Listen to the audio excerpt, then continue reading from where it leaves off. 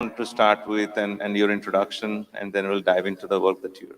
Okay. Thanks, Val. Thanks for having me. And thanks for those that are sticking through this. As Val mentioned, I'm Paul Tortora. I'm the Deputy Assistant National Cyber Director for Workforce Education and Training. And my background is actually, I was in the Navy, career naval officer, and I'm actually on detail assignment from the Naval Academy, where I'm the director of the Center for Cybersecurity Studies there, and oversee the cyber education for the students and some of the accessions into the Marine Corps and Navy cyber fields. So Director Inglis, who's the first National Cyber Director, was a visiting professor at the Naval Academy, and he saw some of the efforts that we were doing there to educate all the students, give every student two mandatory cyber classes, regardless of their field of study. And so he asked if we could maybe take some of the model to the nation to try to build up a better understanding at the very basic level of digital awareness, but all the way through to those that we need to encourage to go into the cyber fields. So since January, I've been working for him to look at, can we actually develop a new national strategy that tries to provide some federal cohesion in all the federal efforts. Those of you may be familiar with NSA CAE programs, the NSF grants, the Scholarship for Service, a number of other entities. They're all doing great things in their own fields and in their own organizations, but there's probably better ways to bring them together, to fund them, to increase the number, to scale things, to get to parts of America that traditionally aren't getting these types of education or educators even. And so part of that is looking at, can we bring all those together? And the other one is looking at raising just basic digital awareness. So beyond just October being Cyber Security Awareness Month, can we make it an action? Can we push actions down so that someone's not just listening to droning on and on about cybersecurity, but maybe they actually take some action? And how do we push that down so it's not it's not a remote thing? When you say, hey, what is multi-factor authentication, people start doing things and taking action. So he's tasked us on behalf of the president to create the first national strategy that looks specifically on the cyber workforce, but all the way down to the just education and awareness. And so Val's aware, and some of you may be aware, we actually put out the first request for information, and I'm happy to share that with you. Basically, we just asked the nation, I just asked the nation in a document, I know you've seen it, right, Val, is basically provide things that you have seen that are working, whether it's encouraging K through 12, it's vocational tracks, community college, whatever. It's things that we haven't thought about in the government before. It's not the standard go to college for 4 years, get 3 years experience at IT help desk, then go into some other GS7-9 scale. But there's other things that we're missing, opportunities we're missing, people in America we're missing. And so we have basically sent out a request for information to the nation. Timeline's ticking, though. It's due next week because there's only 2 of us on my team, but we thought we'd go out to America and ask what's working, what's not working, get some great ideas, because they're not coming from government. And the latest cyberseek.org vacancies in the cyber positions in the United States is around 769,000 from last week, and it keeps growing. And so how do we tackle that in the federal government, in the national cyber workforce, as well as raise everyone's education and digital awareness? Yeah, absolutely. And you know, I still remember it was probably your second day in the job when you joined the Cyber Talent Week we did in DC back in April. And at that time, it was like learning time. Now you're already so much into action. Can you just maybe catch us up on the progress that has happened? I think there was this cyber talent workforce meeting that happened. Then there was this RFI. Of course, I'm sure there will be going to things. So what are the kind of milestones that have been achieved?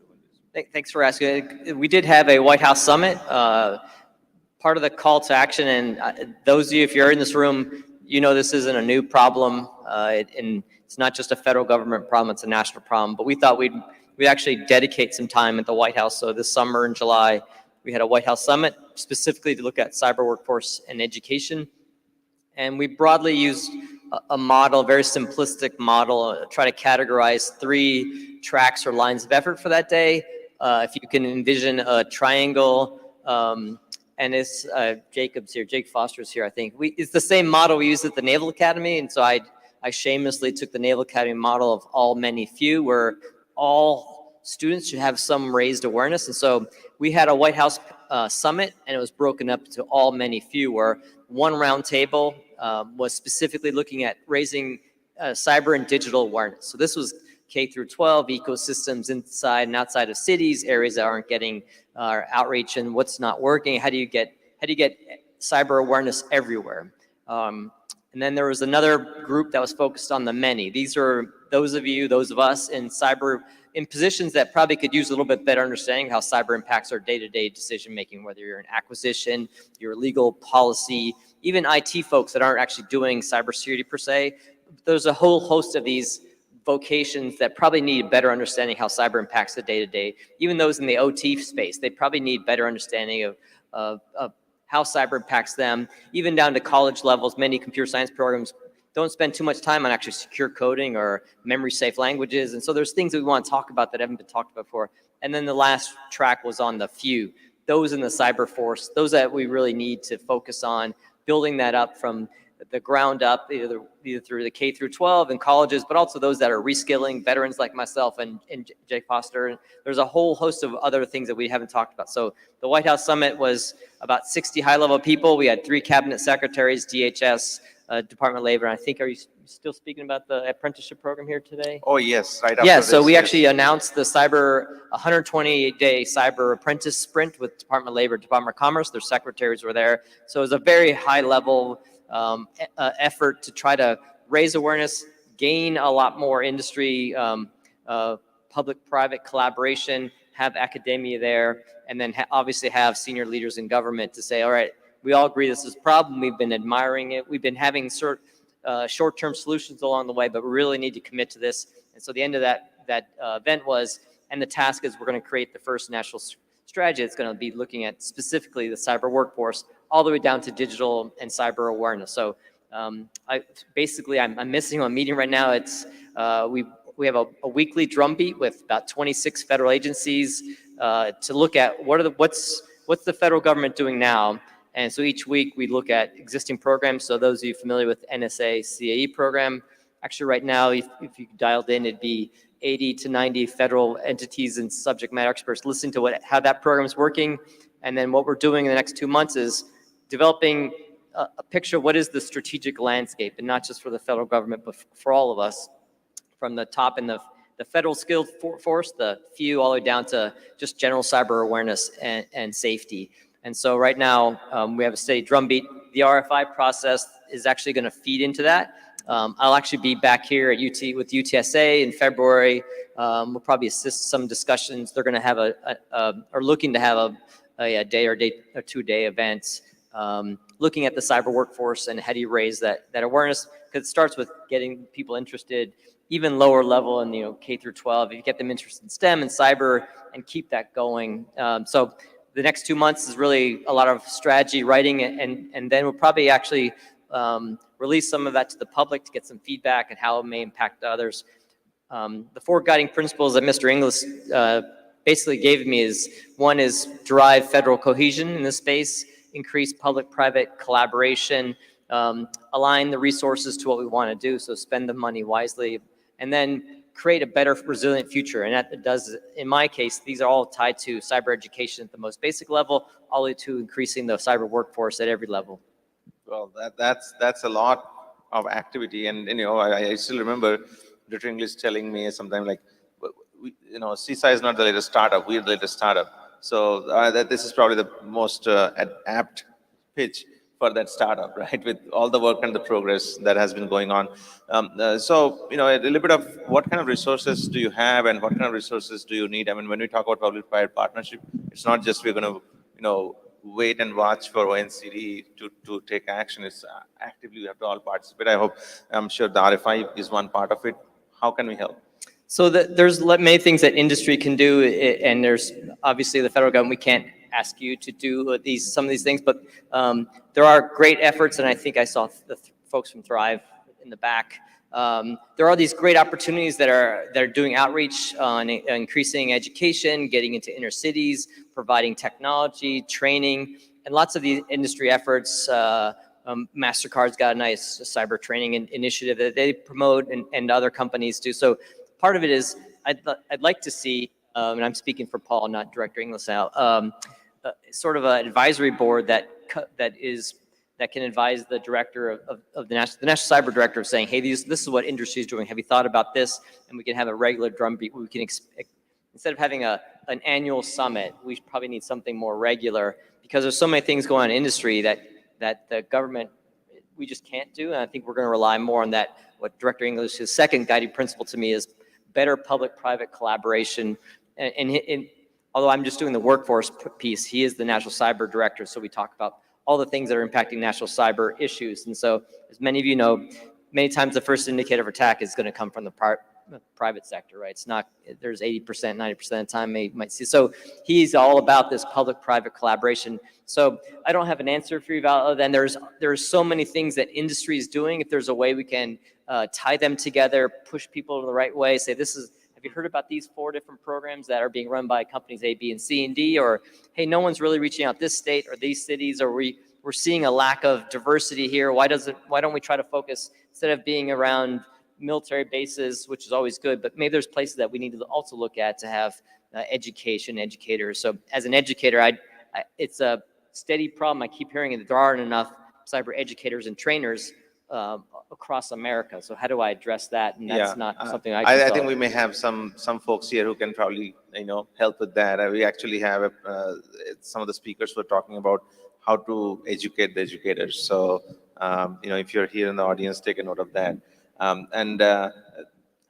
So is this something that somebody can respond to RFI about, and that is something that will go into the whole process? Yeah, so definitely, if you want the RFI, Valor, I can give you the link. Sure. We're going to basically block off the last week in November to go through them, because we're going to have a lot of inputs. And if you do want the RFI, it asks a lot of questions. Just fill out, if you think you have an idea for how to increase K through 12 or how to increase educators or more, just fill out that section of it. You don't need to fill out everything. Some people want to send me videos. I don't have time for that. But I do appreciate everyone's input, and having worked in creating cyber programs at the United States Naval Academy, I remember it really revolved around getting a lot of inputs and then having a lot of people then go through them and say, that makes sense. How do we do this? That doesn't work. So at the end of November, we're going to go through all the, we're expecting to be hundreds, perhaps thousands of these RFIs from across America, at least one submissions from abroad, not China.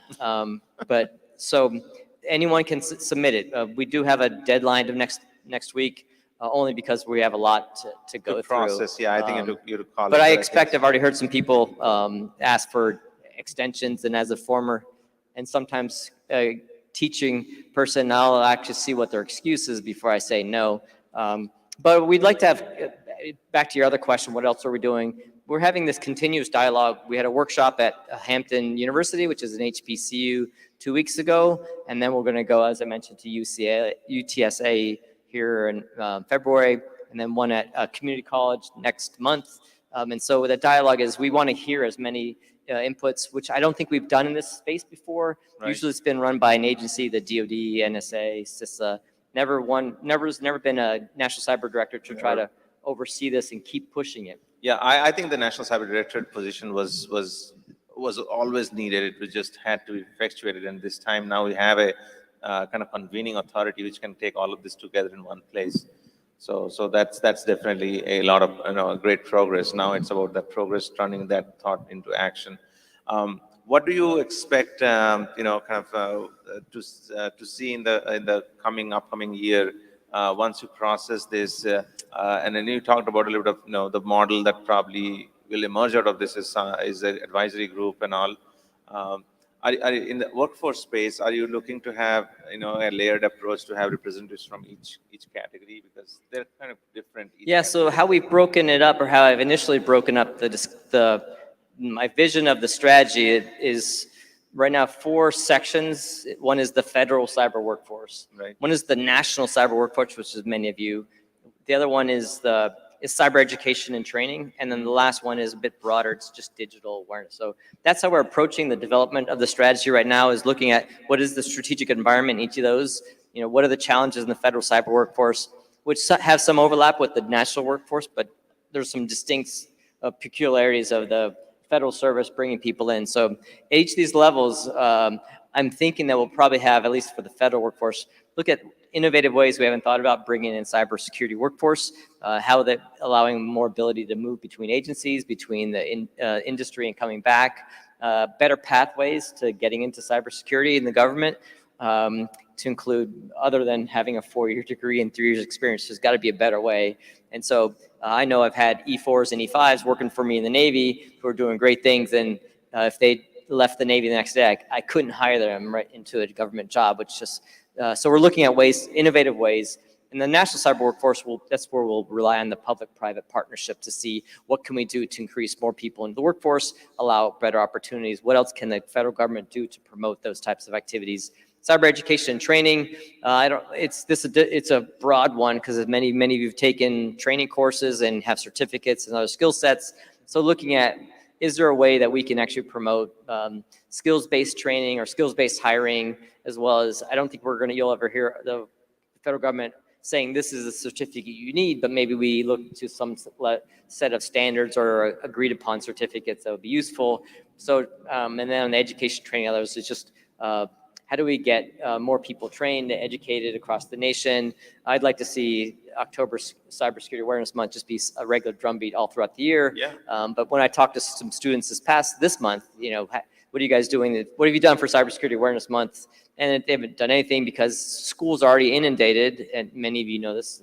If you have kids in elementary school, you teach them, they have so much on their plate. So how do we make it easier to do? So I envision a number of lines of effort for the next couple months, and hopefully some way to implement lots of these changes. The Cyber Week can advocate for, on Capitol Hill, for additional funds, for additional programs, once we have the strategy in place, which we hope to do in the February-March timeframe.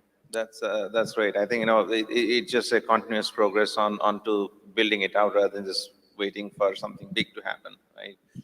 Well, this has been probably a lot of feedback loops that you have gone through, and the workshop itself and all. What have been your most important learnings out of this journey in the last few months that you have been in this role? I'll say, and I think most of you agree here, everyone probably agree. This is probably one topic that's not political, which is so, it's a refreshing to walk in a room and everyone wants to help. I'm sure and I'll be around all day today. Those of you who've had ideas, I'm happy to take them down and give you my card. So what's been interesting is that everyone wants to help. And my inbox, I flew down here today and I had 70 emails in between the takeoff and landing that were for action, but all good. So I think one is there's a desire to fix this and help this and address it. We've had international requests to help as well, because this is not a unique U.S. problem. Yeah, it's very much a problem of the our allied nations and everyone. Yeah. And so that was great to see. The drive to make progress is everyone is keen on making progress and then following up on it. So if any of you have been involved in any government strategy writing, it gets written and many times nothing happens with it. And so that's not what's going to happen here. I'd also like to have a interagency committee that will actually meet probably monthly to say, okay, we looked at your cyber workforce next month, show me how you're going to get 20% more by the end of the year. And so I'd like to have actually an ability to keep people on task. So I've noticed that in the past, all the strategies that have been written didn't really have the teeth, the follow through. And so I'd like to see we have that. And there's plenty of both sides of the aisle agree that this needs to have a solution. And so there's been a lot of support from every side of the government and then the private sector. And then educators and colleges have been asking, can we have a workshop at their school? Can we assist them? In many cases, if you've been teaching at a school in cyber, there might be one educator at that institution, especially if it's a community college or HBCU. And so we're going to work with Hampton University and another grouping of HBCUs to see maybe we can create some hubs. Maybe we can get more educators out there. So the amount of positivity to solve this has been one of the greatest observations I've made. And so it's a great space to be in. I think you just lit the light of hope in all the darkness that we go through in cybersecurity, because we talk about threats and challenges and daily attacks every day, but I think there is the absolute hope in the way you explain that there is tremendous support from all parties, all stakeholders who really want to make it happen. So I'm glad you're in a role that you don't have to deal with contentious issues. Of course, everybody would have an opinion, but this is great to hear. So, any last thoughts that you want to share with this group here and online that you want to take away? So one is people usually say what I think it's Ronald Reagan says the eight most dangerous, scariest words in the U.S. language. I'm from the government. I'm here to help. So I am here to help, and it shouldn't be scary. I actually am looking for opinions. I'm not a career Govy. I was a career naval officer. So I'm looking at it from a just different perspective of what's the problem, what are the potential solutions, and all solutions in my mind are great, especially from the groups. People in this room probably have years of experience in having looked at training, hiring, retraining, things like retention. So all those ideas are ideas that typically don't get fed into a government strategy development. So if you guys have great ideas, please pass them to me. If you don't have them ready today, you can email me. As I mentioned, this is an open process. Chris Inglis initially said this is a whole of government. He said scratch that. This is the whole of nation solution on the workforce, and we can't just miss the opportunity with this much positivity to make some progress. That's fantastic. And I can tell you from my personal experience, like those who are joining in and listening into this, I worked with Paul for the last few months, and one of the most responsive, government officers. And I think he's a as much as intellectually astute, it's the work that goes into what he's doing. So in this project, I think we all need to jump in. This is a whole of nation effort, and this is actually a whole of global effort with all the partners and allies that are there. And then we are in as much as we started the day with Victor Zora's, situational awareness of the Ukrainian situation.